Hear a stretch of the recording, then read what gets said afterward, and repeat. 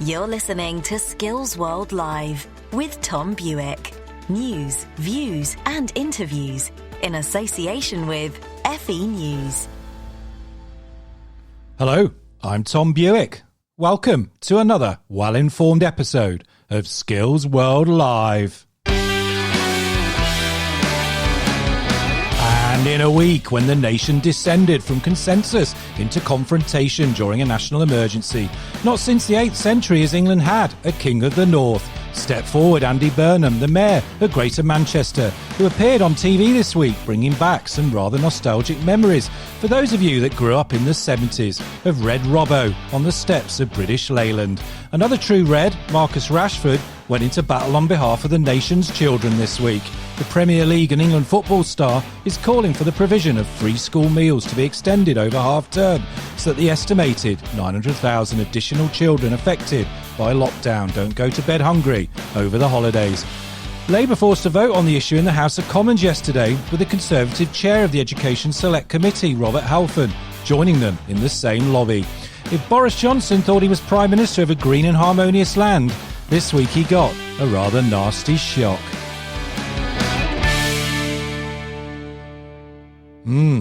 It seems all that warm and cosy hand clapping and national solidarity of the spring is going to be replaced by perhaps what William Shakespeare would recognise as "now is the winter of our discontent." It comes in a week when many parts of the country are experiencing some of the toughest restrictions, with the Republic of Ireland this week declaring it was going back into the COVID-19 deep freeze. It also comes at a time when youth unemployment continues to skyrocket, and a major report from the CBI warned this week that 9 in 10 people will need to retrain with new skills by 2030. The World Economic Forum followed up with a dire prediction that 85 million jobs could be replaced by robots and automation in just 5 years, meaning economies will have to generate new, highly skilled roles. Indeed, I sense a lot of that retraining is already going on. It's certainly happening in my day job organisation.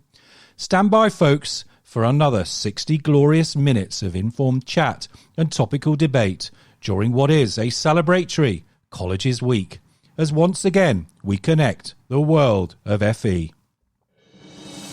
You're listening to the Skills World Live radio show with Tom Bewick. On tonight's programme, we're homing in on the issue of whether we're doing enough for disadvantaged learners. It comes at a time when there's growing concern about the impact of the pandemic on the psychological, educational and general well-being of children and our young people.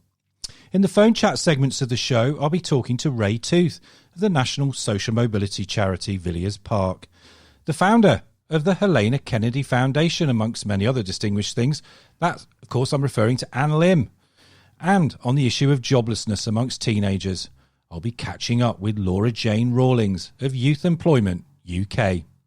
Stay tuned though, folks, because at the end of the show, I'll be talking to the journalist, commentator and Sky newspaper reviewer, Rachel Cunliffe, who is also a former classics teacher. And as I mentioned, in case you hadn't noticed, we're also nearing the end of Colleges Week, that annual celebration of what makes this sector so special for millions of learners. Who better then than to guide me through what's been happening this week, his big ambitions for FE colleges, than David Hughes, the boss of the Association of Colleges. Indeed, you've still got time to take part in Songify, where you can add the musical track that most typifies your FE college. Just ping it across to the AOC's hashtag #SongifyYourCollege. I'll be playing one of David's tunes on the show this week, and I do promise a college will be selected for their musical choice on next week's programme. But first, let's dig deep into my 1980s record collection when I was doing my A-levels at the wonderful North Warwickshire and Hinkley College. It's Depeche Mode, Dreaming of Me.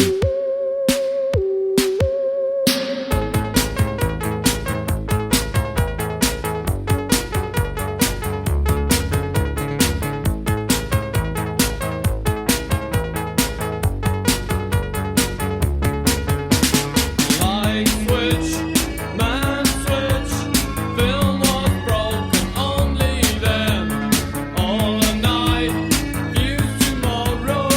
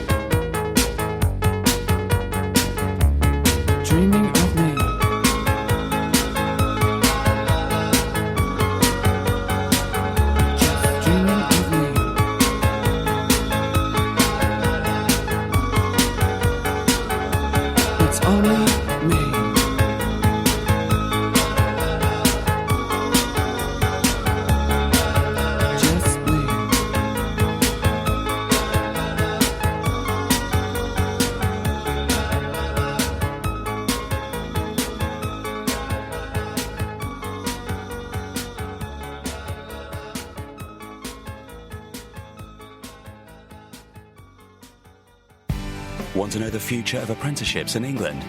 Then you can't afford to miss this showcase online conference, The Future of Apprenticeships, Delivering the Opportunity Guarantee. Coming up on the 5th of November, join ministers, employers and sector leaders in an interactive debate. Meet with other apprenticeship training providers, endpoint assessment organisations, tutors and apprentices as we recover from the pandemic together. Importantly, find out how the changes to apprenticeships will affect you. Book your ticket today. www.futureofapprenticeships.com. That's futureofapprenticeships.com. Time now to find out what's been making the news headlines in your skills world this week.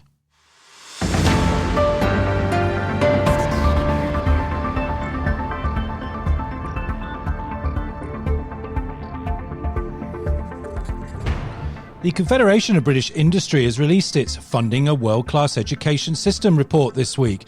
The business lobby group has accused the government of being slow to reform the 2017 apprenticeship training levy, which they say has been a failed experiment. Business leaders are calling for the large firm payroll tax to be fixed at 0.5% and for employers to be given greater flexibility in how the funds are used.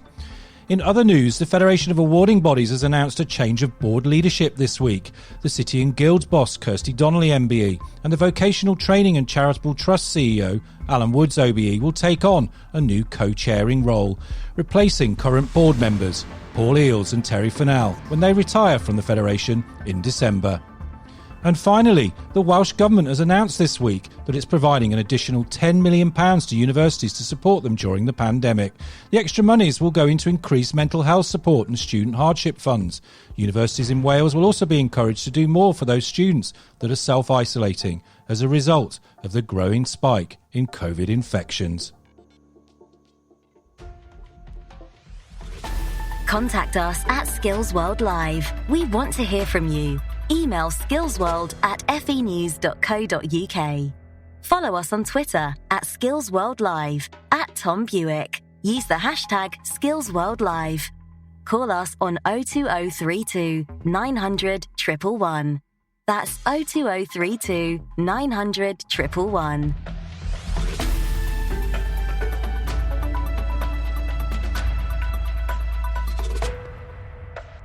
Thanks for all your messages, folks. Do keep on sending them in. Really enjoyed reading those that we got from last week's show. Now, great to see also that so many of you are now downloading the programme from the various podcasting sites. So do continue to hit subscribe. And good to see too that some of you are getting into many of the music choices. I'd also like to thank Yvonne Duddridge, Work-Based Learning Manager in the West Midlands, who emailed us just an hour or so ago, actually, on skillsworld@fenews.co.uk to say learners are currently being disadvantaged taking their functional skills. Thanks, Yvonne. I'm sure that's an issue we might touch on in the debate later. I know it's certainly something that the authorities and functional skills providers are currently trying to resolve. Now, as the only radio show connecting the world of FE and work-based learning, it would be rather remiss of me not to cover the fact that it is Colleges Week this week. I caught up with the man at the helm of the Association of Colleges earlier. That's David Hughes, of course. And I asked him, why is this annual week in the calendar so important? Well, it's our chance in the sector to celebrate because people work hard in our sector. They're supporting, a couple of million people, tough times because of COVID. It's just really important to say, let's step back for just a minute and say, what do we do? What do we achieve? What impact do we have? And it's a chance for people to sort of show their pride. It's a chance to boost morale a little bit. And of course, there's a really, really serious campaigning element to it as well, allowing college staff, college leaders, college students, the employers colleges work with and their partners to say, we really love colleges and this is why we love colleges and this is why they're so important. And the really great news is that we get lots and lots of MPs involved to talk about their college. I noticed that. Yeah, I mean, hashtag Love Our Colleges, I think was trending at one point. And indeed, more Conservative MPs seem to be talking about colleges in the chamber and also on their social media accounts than opposition MPs. Is that correct? Well, they certainly, the most popular hashtag of Conservative MPs was Colleges Week on Monday, which is just fantastic, isn't it? And but it is cross-party. policy. You know, we've had a great blog from Gavin Williamson, we've had a video from Kate Green, we've had Robert Halfon as ever kind of leading the way, Toby Perkins involved. Really, really important cross-party support. So it's about trying to get that, you know, the sector's profile up and making us kind of be heard, proudly talking about what we stand for and why we think we're important and why others think we're important. Yeah, indeed. And look, I mean, it's a great week, and I think it's a reminder, isn't it, for all of us that work in the sector and indeed the general public of the transformative role that further education colleges achieve in our society. I mean, there are more learners, aren't there, young people and adults in further education than are in our university system. Yeah. Yeah, there are. Yeah. Now, talking obviously about FE being part of the national story then, I mean, I just wanted to get your reactions to, obviously, the announcement around investment going forward. Obviously, we've hit above 100% now in terms of our national debt. Government's borrowing billions and billions of pounds, rightly so, to support the economy through the pandemic. Given that there's now planned a spending review, probably of just 1 year, that's scheduled for the end of this calendar year, again, are you still confident that the Treasury, Prime Minister, the Department for Education will come through on the promised investment in FE? It's difficult to be completely confident, isn't it, given the context of that debt and that level of debt. I mean, I think moving to a 1 year settlement makes sense, doesn't it? There's so much uncertainty. And I know the Institute for Fiscal Studies have been advising that's the best way forward. We're not surprised at that.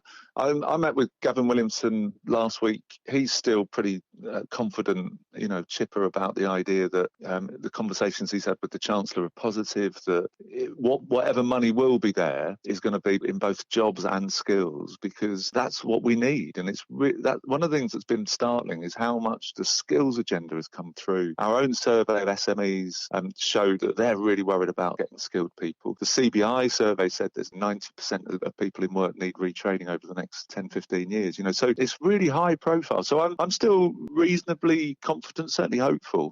But nobody knows what the Chancellor's response will be to the level of debt and how much he wants to spend going forward. And it's worth highlighting, obviously, commitments have already been made, haven't they? So the lifetime skills guarantee, which was a kind of announcement that came on the back of Rishi Sunak's big wage subsidy announcements to help keep people in work. And rightly, the sector responded in part to that, saying, well, what about this retraining agenda? So just help me kind of work through what is already in the bank account in terms of additional investment in FE, and where are the gaps in terms of what potentially this spending review could help fill. So there's the lifetime skills entitlement. I mean, presumably that's a couple of billion, isn't it? Yeah, it's about 500 million a year.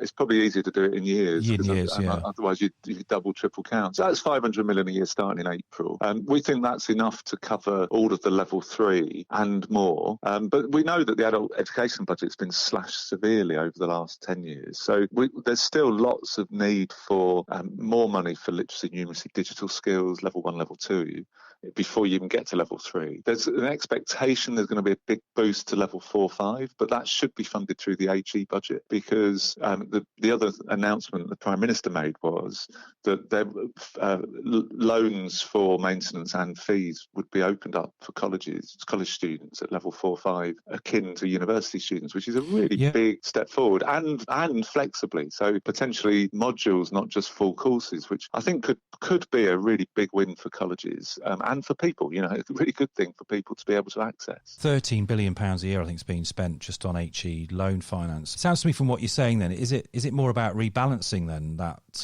money from HE to be available for FE students, particularly at level 4 and 5? Yeah, I think it's kind of opening it up, and I think colleges will develop that market, and I think there is a definite need for it. I think there's also a demand for it. And sorry, the other thing we should say is that there was this financial year, there's been some new money as well. Rates increased for 16 to 19-year-olds, which was pretty modest. And it was when it was announced last year, I was told by Treasury and DfE it was always a sort of first step. So we're still saying, well, what's the second step and the third step and the fourth step? You know, so there are rates rises that are needed, as well as the kind of the quantum in terms of student numbers increasing. And what we know is, in a recession, more people stay in full-time education. So we're expecting more 16, 17, 18 and 19-year-olds to stay in education longer, and more more graduates to want to come back in, So it's going to be a really interesting few years. I think there's going to be a big boost in funding for colleges, and I think the government recognises they need to back that. David, on a lighter note, I noticed that AOC Colleges Week, you've been running your Songify playlist, which I'm planning actually to play one on next week's show. What have you heard so far? Oh, well, look, I've been thinking quite hard about this, Tom, because I knew you'd ask. So I went back to the 80s and I started looking at Madonna, because who better to define the 80s when I was a young man? And I thought about suggesting Justify Your Love, which would be what Rishi Sunak probably is saying to us in terms of colleges, or Express Yourself, which is what I've been saying to college leaders. Get out there, tell people what colleges are all about. But I've gone for Borderline because it's got the classic lines.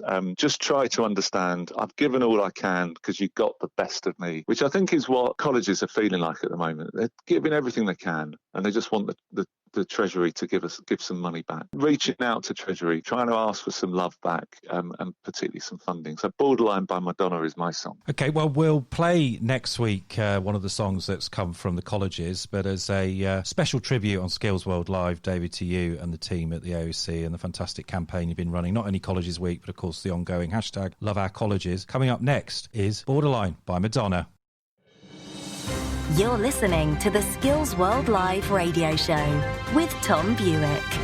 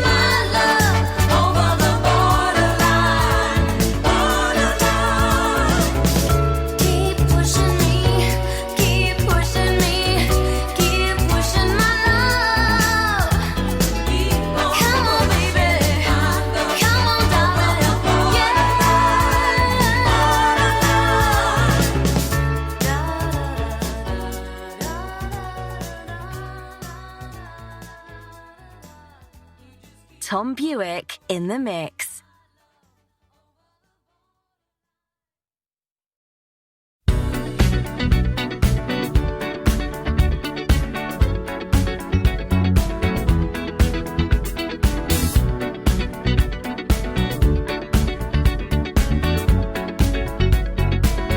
Like the legend of the Phoenix, all ends with beginnings. What keeps the planet spinning? The force from the beginning. Love. We've come too far to give up who we are. So let's raise the bar and our cups to the stars. She's up all night to the sun. I'm up all night to get some. She's up all night for good fun. I'm up all night to get lucky. We're up all night to the sun. We're up all night to get some. We're up all night for good fun. We're up all night to get lucky. We're up all night to get lucky. We're up all night to get lucky. We're up all night to get lucky. We're up all night to get lucky.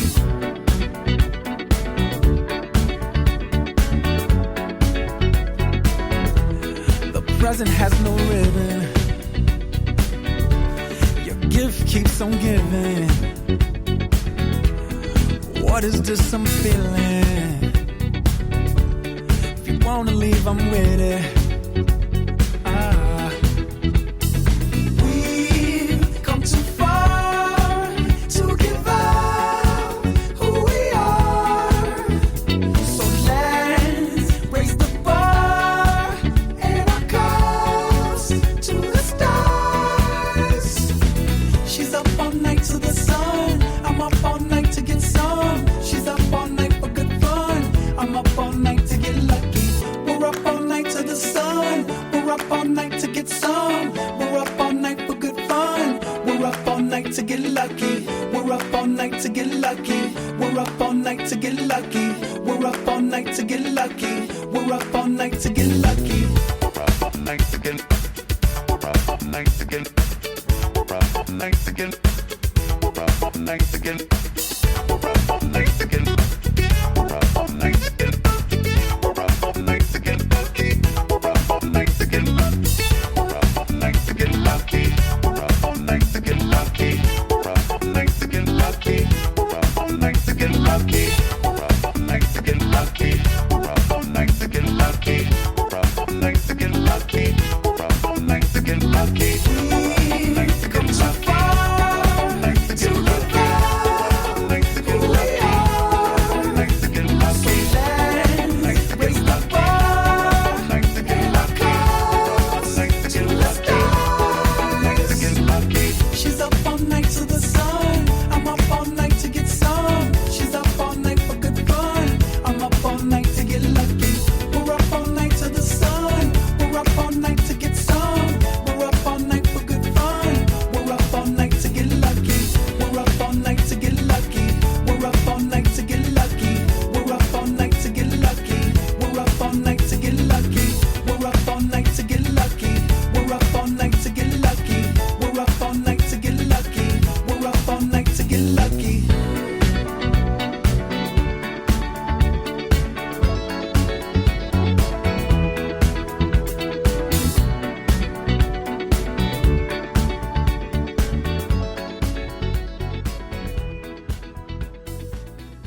Daft Punk there, and Get Lucky. And before that, of course, we had David Hughes' top tune from the 1980s, when both he and indeed myself were rather younger human specimens. And that was Madonna and Borderline. Let's move on now to the live phone chat segments of the show, because as ever, we'll be pushing the boundaries of the debate by talking to some very well-informed and brilliant guests. Joining me down the Skills World Live phone lines on this occasion, we'd hoped to have Rae Tooth, but for some reason the number that I was given hasn't transcribed correctly. So Rae, if you're listening, apologies, we just have not been able to get in touch with you. However, on the line in this live phone chat segment is Anne Lim, who's founder of the Helena Kennedy Foundation, amongst, I have to say, many other great roles that are too numerous to mention. Good evening, Anne. Good evening, Tom, and I'm very glad you didn't mention the other roles. It becomes embarrassing and it's completely unnecessary. So thank you. Okay. I would like to give my 80s. I would like to give my 80s track at some point, if possible. Okay, There we well, go. absolutely, yes. skillsward@fenews.co.uk. The team will take that request on board. And Scout's honour, I promise I won't tell the audience about all your other various roles. And also in this three-way conversation now, we're joined by Laura Jane Rawlings, who's the founder and CEO of Youth Employment UK. Hi, Laura. Hi there, Tom. Hi, Anne. Hi there, Laura. Right, if you've been paying attention, you'll know that tonight's topical question is, are we doing enough for disadvantaged learners? Which to me actually seems like an obvious question, isn't it, to put to both of you. So, Anne, I mean, over to you. Do you feel we're doing enough as a country at the moment for disadvantaged learners? Well, the simple answer, Tom, is I suppose I would say this, but obviously no. That isn't to say we don't take this whole issue seriously at the most senior levels. I mean, even the debate in Parliament yesterday about feeding our children who are in receipt of free school meals, but we don't always make the necessary decisions that accompany what's needed to be done about addressing that disadvantage. And so it's left to organisations like Laura's and Rae's at Villiers Park, or odd individuals like me who decide to set up a charity to support students with disadvantages. It's left to us to respond and to try and address the myriad of needs that students have.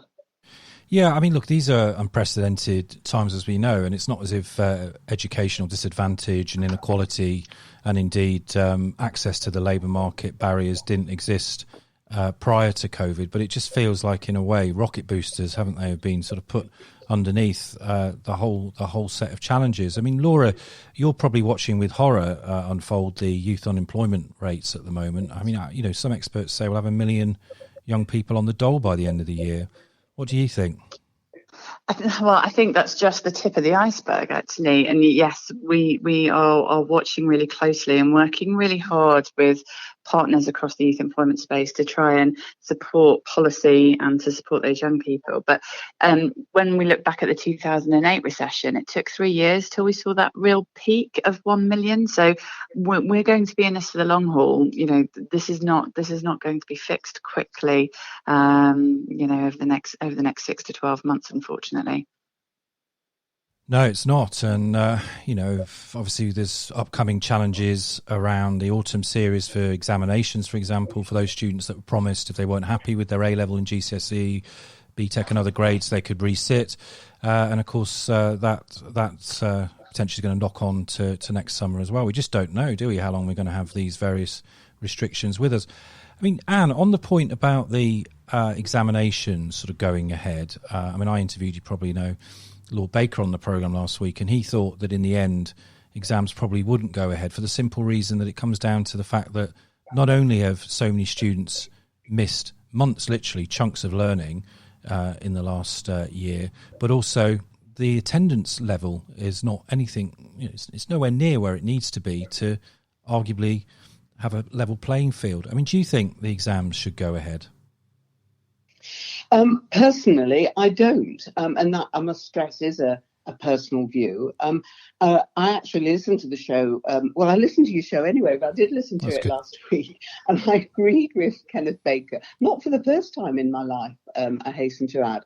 And I think there's a lot to be said for the way in which actually the teaching profession as a whole, not just in further and adult education, but obviously in schools, has risen to the challenge of COVID. And centre assessed grades, which actually we use at City and Guilds, but you know, teachers' assessments of pupils are a very valid way of looking at things.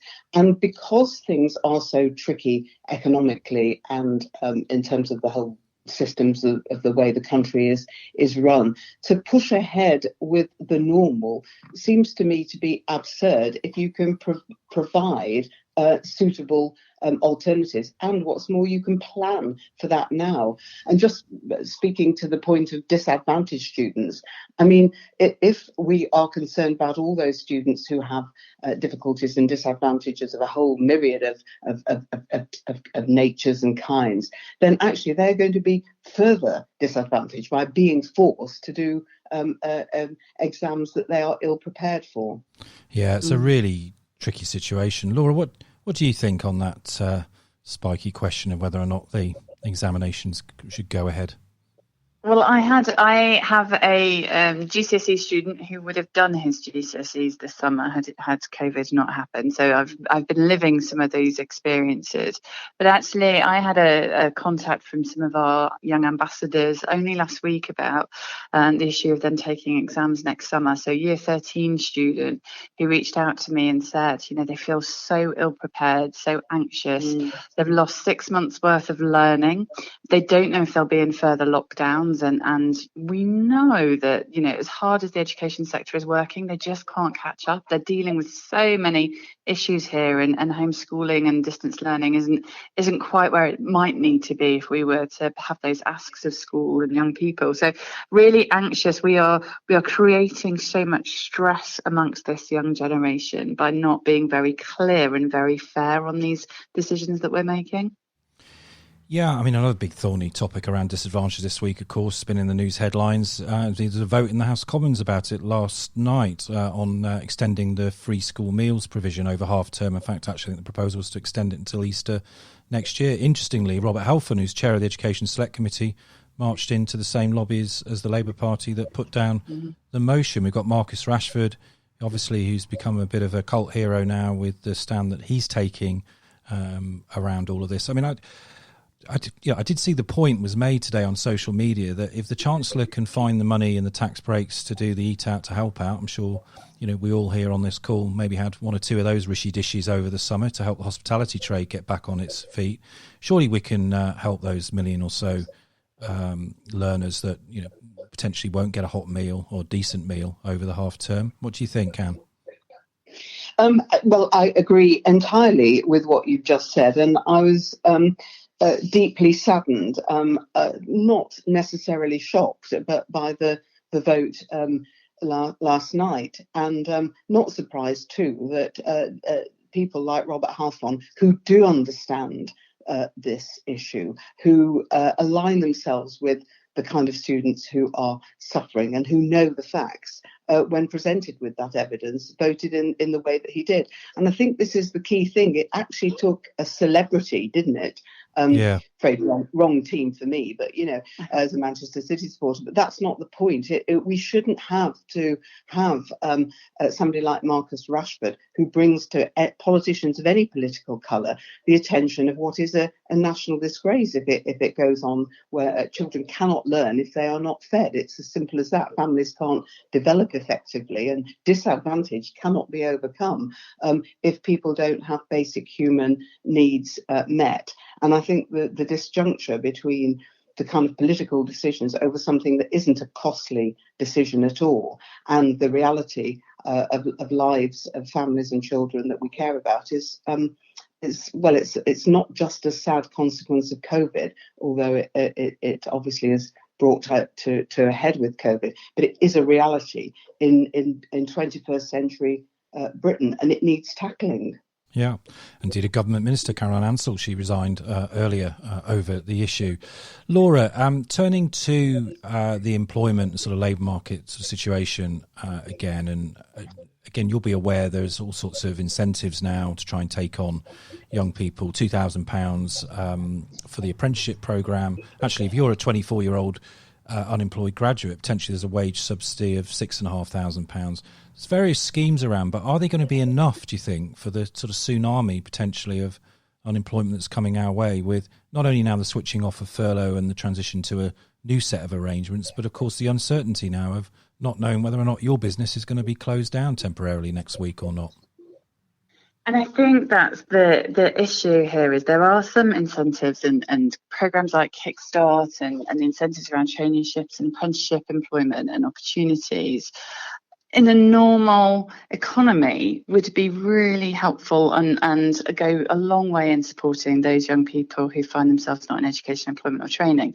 The challenge that we've got is that we don't have a normal economy working around these young people. No, we don't. So we're hearing, you know, businesses who just can't open up their doors for work experience or for the Kickstart programme because they simply aren't COVID secure. It's, you know, it's not the right experience to have some young people working from home in these types of roles and opportunities. And so the incentives are there and they are right. But if the economy can't open, then there won't be jobs there. And you know, I've asked DWP a question today in a call earlier. What happens after 6 months? You do a Kickstart placement and the economy is still a mess in February and March, which, you know, we expect it will be.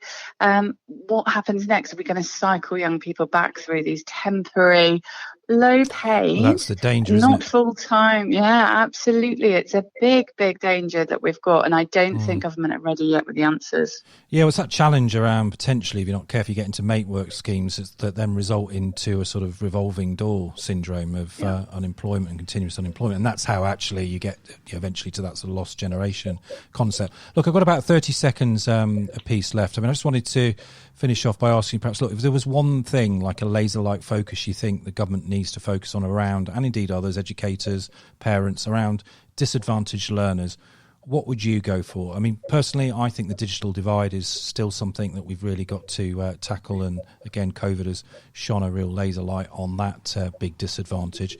But Laura, start with you and then finish off with you, Anne. Laura, what do you think should be that one thing?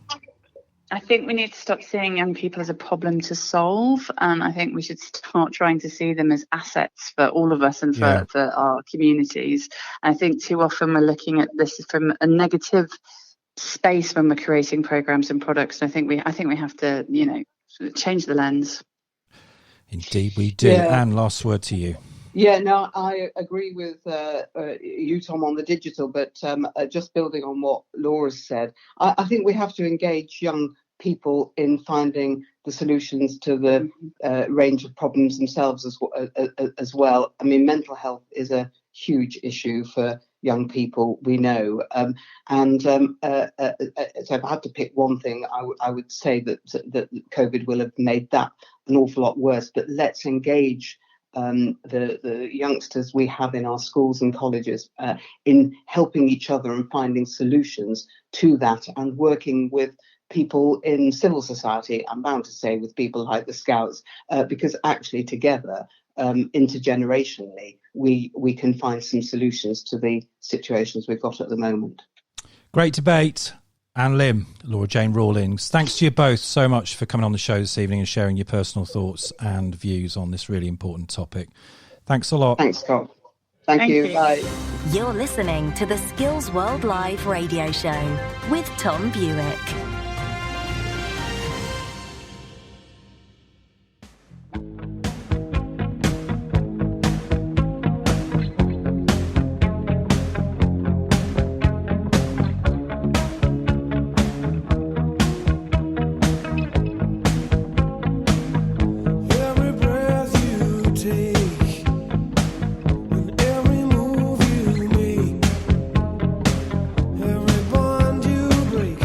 Step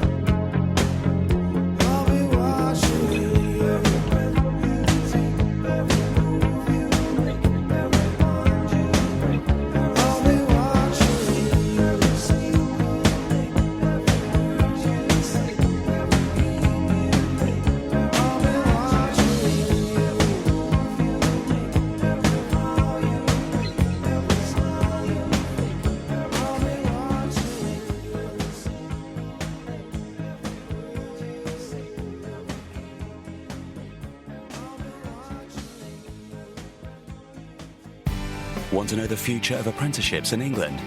Then you can't afford to miss this showcase online conference, The Future of Apprenticeships, Delivering the Opportunity Guarantee. Coming up on the 5th of November, join ministers, employers and sector leaders in an interactive debate. Meet with other apprenticeship training providers, endpoint assessment organisations, tutors and apprentices as we recover from the pandemic together. Importantly, find out how the changes to apprenticeships will affect you. Book your ticket today.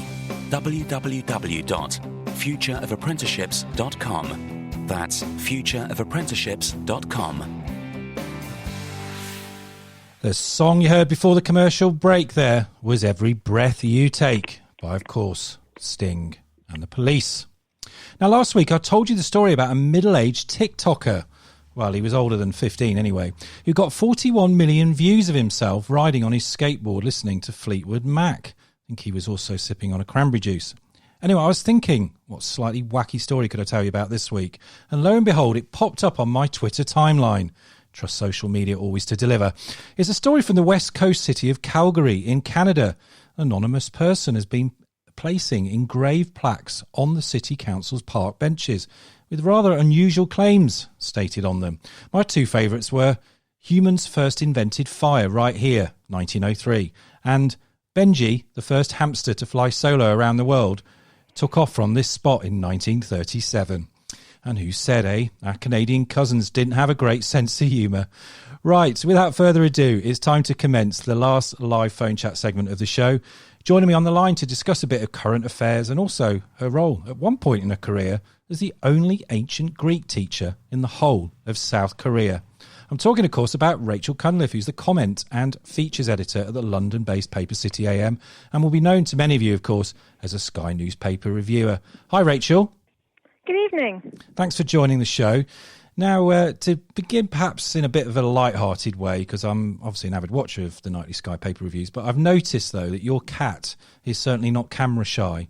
How do you manage to compose all your answers so cogently live on national television with that feline craving all your attention? Well, I'm very glad that you think that comes across. She does have a tendency to sleep quietly in the corner just until we go on air and then choose that moment to zoom around the room, up on the desk, up on my shoulder. I'm sure a lot of people who have been doing video conferencing calls over the last 6 months with a cat in the house will be able to relate to that.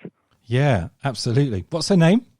Her name is Cleo, after the ancient Greek muse of history, not after the car, I should say. Yeah. And she is quite an intellectually challenged cat, I have to say, although I have said on numerous occasions she could make it as a member of parliament or even a cabinet secretary. I think she's probably got the intellect to do that, at least by the current crop standards. That's right. I noticed earlier you were tweeting the Battersea Dogs and Cats Homes annual competition for, is it the Per Minister? Is that right? Per Minister, yes. Yeah, Per Minister. I think Lindsay Hoyle's cat seems to be in the lead, but there are some great contenders there. It's all on the Battersea Cats and Dogs website if you fancy a bit of light-hearted cat fun this evening. Indeed. Well, I mean, I hope there's no sort of insider influence going on there with the Speaker of the House of Commons and the Battersea Rescue Centre, just, of course, across the Thames. Look, on a more serious note, because you kindly agreed to come on the programme to share some of your reflections with us on the current state of affairs, like the fact the big talk this week is the suitability, I suppose, in England of these different tiers of COVID-related lockdown. London, where you are, I think, is now in tier 2. Do you think Boris Johnson should stick with his current regional and local lockdown strategy, or has Keir Starmer got a point, perhaps, that some kind of circuit breaker or national lockdown is now required? I think the government's aim with the tier system was to copy countries that have been quite successful, like Germany, which has had local regionalised lockdown. But the thing about Germany is that Germany has quite a strong culture of local and regional government anyway, which we don't particularly have in the UK. In fact, the power of central government has been growing in recent decades. The metro mayors are only a couple of years old, and this is the first big standoff with Westminster that they've had. And I think the policy, the concept of we will follow the science, we will follow the data, and we will put in local measures where they are needed was sound. The issue is that, unfortunately, the mood in Westminster is so toxic that this became a battle between the Conservative Westminster government and the Labour mayors, particularly Andy Burnham in Manchester, and it was treated by Downing Street as just yet another political contest like PM Hughes, like arguments with Keir Starmer, a battle to win. And I think they forgot that they're talking about people's lives, that they're talking about their voters, particularly voters that they won in the last election, and that humiliating the mayor of Manchester and playing tough really stoked this north-south divide when it didn't have to be that way. Yeah, I mean, that's why I quipped in a way at the start of the show, the point about Red Robbo, the sort of sense of it was a standoff, as you say, between a Conservative government in Westminster that had a point to prove with a Labour mayor in Greater Manchester, obviously dubbed by the tabloids as the King of the North. I mean, is this potentially then a setback, do you think, for devolution in England? I mean, there is a lot of support, isn't there, cross-party for more sort of federalism within the UK, as you pointed out. I think we are actually one of the most centralised countries within the OECD. Something only like 5% of taxes are raised locally relative to the national exchequer. I mean, do you think this will essentially mean that whole devolution agenda, certainly in England anyway, will go sour as a result of this standoff? Or do you think actually people will look at it in a more grown-up way and say, yeah, Andy Burnham did the right thing. He's standing up for his residents of Greater Manchester? I think we've seen so many times over the last 6 months how COVID-19 has not necessarily created new trends, but it has exacerbated existing trends. So that's whether it's the push for remote working and working from home, digital learning, through to conversations about what protections there should be for workers and what role the government should take. All of those were conversations that were going on before this crisis, and how businesses should be involved in that conversation, and all of that. But the crisis has really exacerbated them. And I think the issue of devolution is another one like that. It isn't a new topic. In fact, it's something that has been talked about a lot with Scottish independence and the new powers given to the Scottish government and the Welsh and the Northern Ireland government. There have been calls for similar regional powers in England too. Similarly, with Brexit, we're getting this power back, this control back from the EU. Where's it going to go? Is it all going to be centralised in Westminster? Or do local mayors, local councils, local governments have a role to play in that too? Yeah. And this is exactly one of those issues where you really see those two sides very, very starkly. The challenge, I think this with Scotland, as much as with Manchester, is if the money is going to come from Westminster, if it's going to be central government money which is raised by taxpayers all over the country, then how much control are local leaders going to get of those funds? And really, unfortunately, you can't really do policy if you don't have the funds to back it up. So the issue that we saw this week was Manchester is going into lockdown because the Westminster government has said that it has to, but is reliant on funds from that central government. Similarly, in Scotland, Scotland's got very tough lockdown rules, but they are relying on taxpayers in England and in the rest of the UK to help pay for that. And when you have that discrepancy between control and with money, you're going to get these big blow-ups, which I think detract from another issue that we really should have been focusing on more this week and haven't, because the standoff got so intense, which is lockdowns cost money. They cost jobs. They are detrimental to people's mental health. They are detrimental in ways to education and exacerbate gaps in social mobility. These are conversations that we weren't having in March with the first lockdown. We're certainly having them now. And I think the being able to frame this as a Westminster power struggle has distracted us from actually having to comprehend what the cost of those policies going into winter will be. Yeah. So where is the right balance then, in your view, between what's often characterised as the tension between lives, the public health challenge, and livelihoods, the economic necessity and challenge? I mean, do you think as a country we're getting it right, or are there other strategies should we be pursuing, particularly when you've got the likes of Sweden, for example, in Europe, that's done things differently, hasn't it, on coronavirus? I don't like that framing, because I don't see it as saving lives versus the economy. I see it as protecting lives now from COVID-19 or protecting lives in the future. We've got some very worrying statistics this week about the number of cancer treatments and cancer testing that has been missed over the past 6 months, and also the number of people dying at home from non-COVID causes like heart disease. Again, these are people who would have been seen in normal times by the NHS but have not received the healthcare that they they needed, very, very sadly, because of COVID. Similarly, when you have very deep recessions, particularly if they come with long-term unemployment, that has health implications throughout people's lives, and that's before you even mention the mental health and the anxiety and the trauma that we're all sadly facing. So I would like to see that debate reframed in some way. And I'd also like to see more honesty from this government and indeed governments across the world that the current policy is not suppress and flatten the curve and get the virus sort of under control. The current policy appears to be, sadly, wait for a vaccine. And a vaccine may take many months to come. The timeline keeps being pushed back. We don't know if it will ever come. And I think we have to start making very difficult decisions, or particularly having difficult conversations about how long we are prepared to wait under these restrictions if a vaccine doesn't materialise.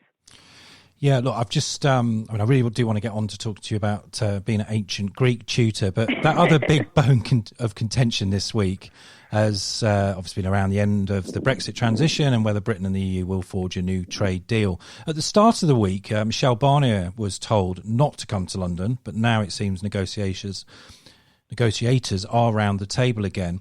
I thought the Financial Times had an interesting take on the drama this week, saying that the temporary sort of walkout was all Boris theatrics so that he could claim some kind of victory over the EU when the inevitable compromises come back in a couple of weeks.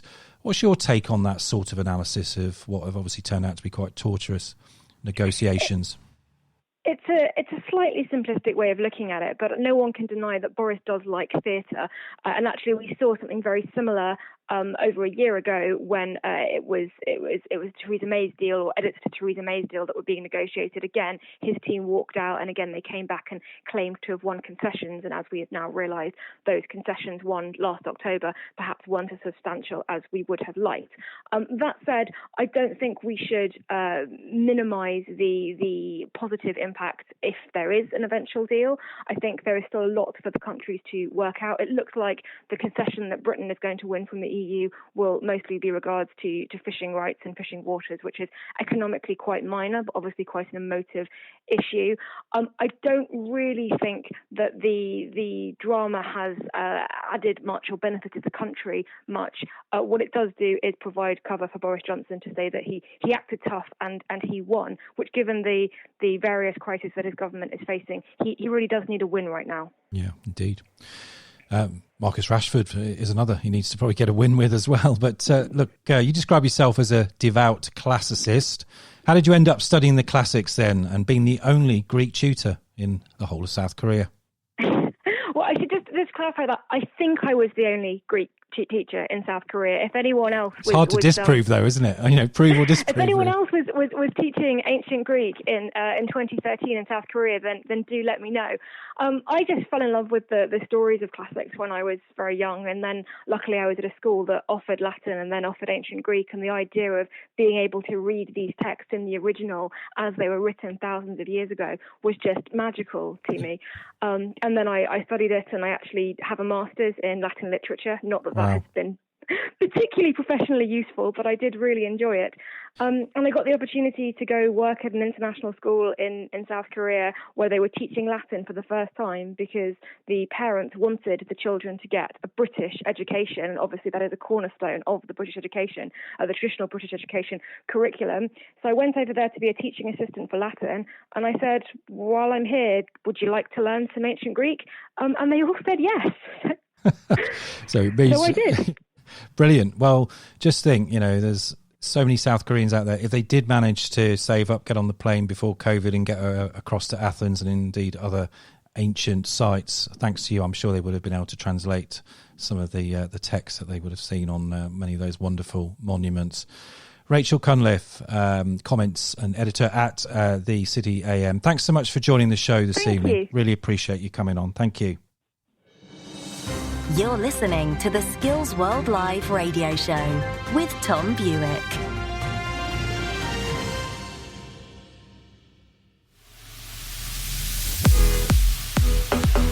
It's that time again when the stage curtain has to fall.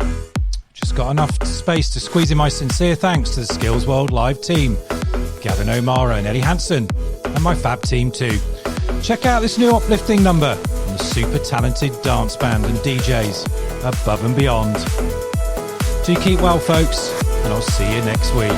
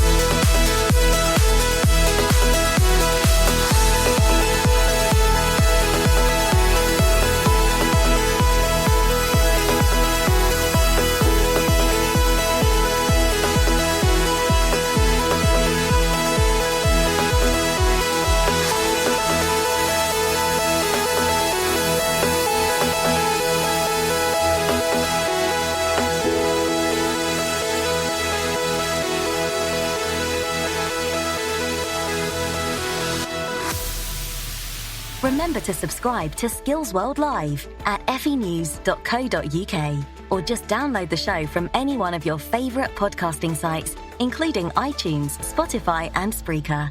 Your world, Skills World.